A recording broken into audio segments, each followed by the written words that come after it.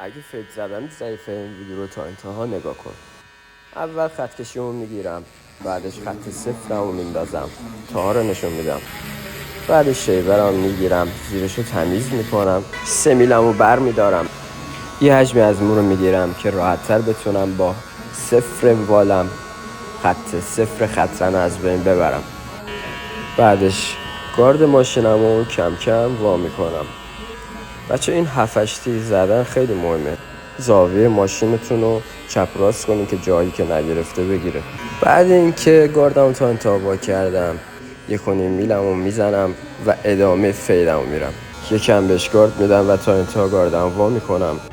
خط ماشینمو با پیتاژ میگیرم و بعد اینکه گرفتم لکریشو انجام میدم و فاینال کار. امیدوارم تونسته باشم کمکی کرده باشم. لایکش کن و سیف کن که گمش نکنی. مرسی.